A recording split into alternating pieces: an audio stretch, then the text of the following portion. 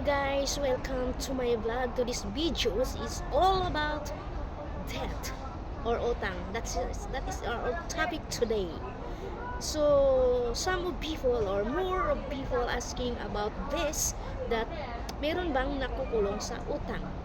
So the answer is Article 3, Section 20 Bill of Rights, that no person shall be imprisonment for debt. However, some of exemptions to this rule, exemptions means pagbubukod. So you can be jailed if your debt involve fraud. Fraud means panluloko.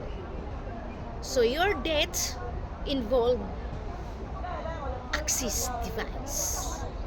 So walang makukulong sa utang, but for panluloko ay maaari kang makukulong nito. So that's all about sa mga tanong kung may nakukulong ba or pwede bang ikulong ang isang tao ng dahil sa utang. So after that, meron pang mga ibang dapat i-explain or i-discuss natin.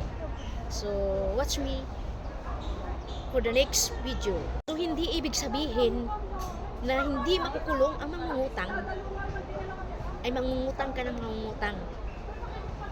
Hindi. Pwede kang makukulong kung ang iyong inuutang ay dinadaan mo sa iyong panluloko. Okay?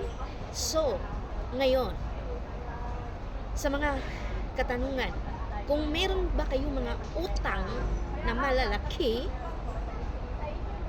can I leave country for unpaid debts? So, this is a very important question. Okay? So, narito ang mga pahayag o mga sagot niya. So, this is all about. So now, sa mga magtatanong, kung meron ka bang utang, ay pwede bang umalis sa country na hindi mo pa nabayaran ang iyong utang?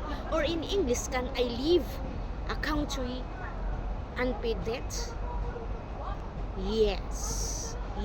Under Philippines law, you can leave generally the country even if you have unpaid debts as outstanding, and like loan and credit card debts as considered civil liabilities, not criminal offense or offenses. So now, when we took civil liabilities, ay ito ay ang legal na obligasyon ng isang tao na magbayad ng danyos o magsaayos ng pinsalang